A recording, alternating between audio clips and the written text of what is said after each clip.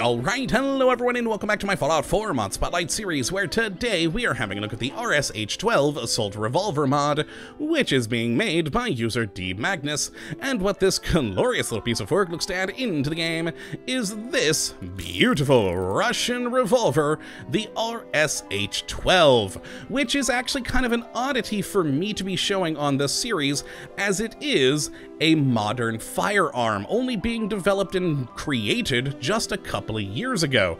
And that's odd for me because typically I don't like having modern weapons in Fallout for just the purely personal reason that I play Fallout to escape our modern world and play with crazy wacky weaponry instead of our just boring old day-to-day modern stuff that's in every other game.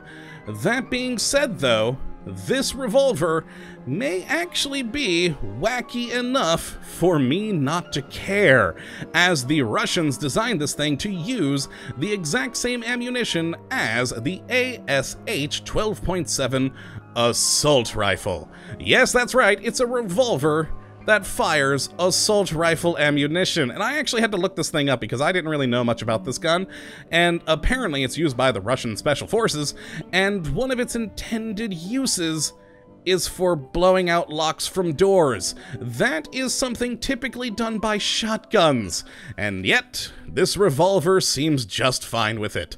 And so, yeah, I think it's wacky enough that I can kind of overlook its modern, year to actually have fun with it in the game. And I mean, besides that, it also looks pretty freaking sweet. It basically looks like a RoboCop gun, but, real and, revolver-y, and overall is just a really awesome looking, beautiful weapon that, as you can see, does have a lot of different modifications that you can put onto it to really make it whatever you do need for the Commonwealth, and I love that. Now, as for the actual stats on this thing, the damage at its base standard level is 56. That being said though, with the right modifications and right perks, this thing can become a pretty high damage weapon, which actually makes it suitable as a endgame pistol, which is pretty cool.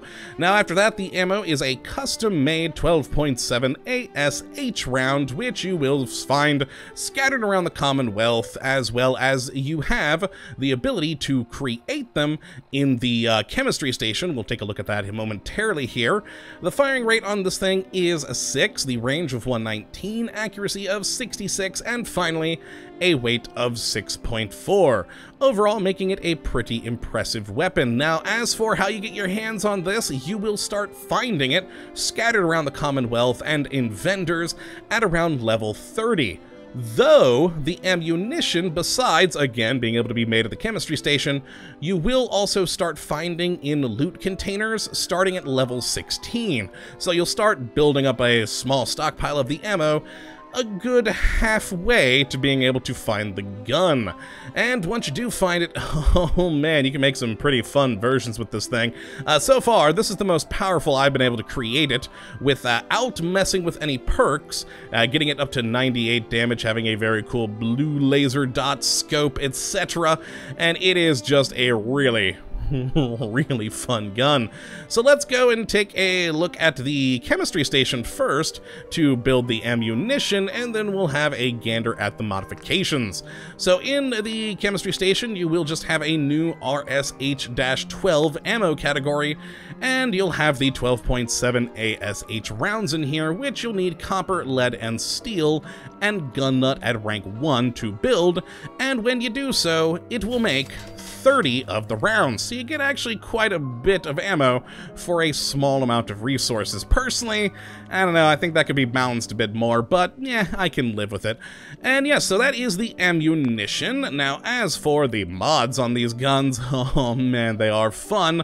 So let's go just straight in here and start with receivers, which are pretty much the same as any other weapon. You have 9 receivers in total.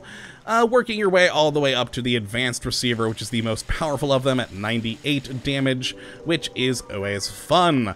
Now for barrels, we have a fair number of barrels in here, going from long, standard, light, long light barrel, ported barrel, long ported barrel, and of course the long light ported barrel, just for you to, oh, and also the light ported barrel right there, so just for you to have a variety of abilities here to, you know, customize your gun.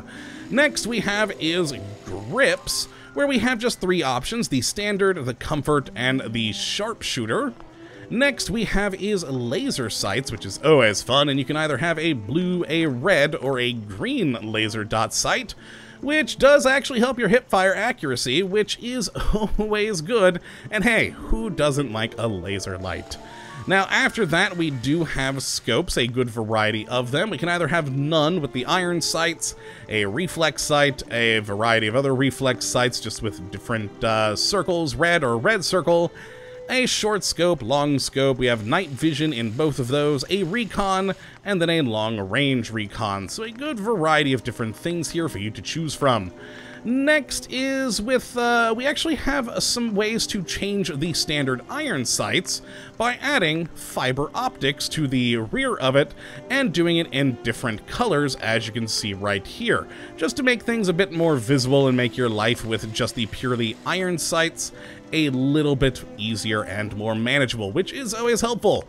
The next option we have, in the last in fact, is a mechanical option, where we can either have a single action revolver, a double action revolver, or even automatic. I personally, though, would not actually recommend the automatic, as it goes all over the darn place. It is very difficult to control an automatic revolver, which is kind of, you know, quote-unquote automatic, as, well, we'll see momentarily. I have all 3 of these set in my 3 guns that we are now going to go and test. So let us go and take some shots, and start off with just the standard pistol here, which is fun and makes a beautiful noise. There you go, and as you can see, it is a pretty slow firing gun, but at 56 damage, it's actually going to do a pretty large amount of, well, damage to your enemies. It has a good reload animation too, which I do enjoy. There we go, very nice, fits in well with everything. And that is the standard gun. Now let's take a look at the ported, hardened one that I built here, which has the double action, so you will actually be able to fire this thing a bit faster. And of course I do have the laser sight on there as well, which is always entertaining. And yeah, so let's fire this. There we go. So yeah, much faster than the single action, and well, that just makes life a lot easier with this thing, and means that you can put a lot more damage down range a lot more quickly. Now finally, oh boy, we have the automatic one, which is weird, so I'm just gonna fire. There we go. And yeah, it's sort of that movie firing action you see people doing in like westerns, where they're just slamming the hammer back as quick as possible to fire a basically single action revolver just as fast as they can. And oh boy, doing that with when you're actually trying to see down the sight is really disconcerting.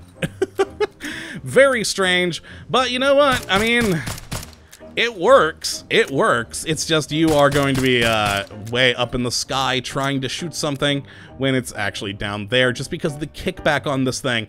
But overall, it's still pretty fun, and well, this is the most powerful of them, as I did mention, and that means it does a lot of damage. So, over here to the poor wild mongrel, as it is his time, as with every episode, for us to test the weaponry. I'm sorry, dog, but it has to be done, and fire! Yep. Well, I killed him with automatic, I think on the first shot. After that, it just, well, we were looking at the sky.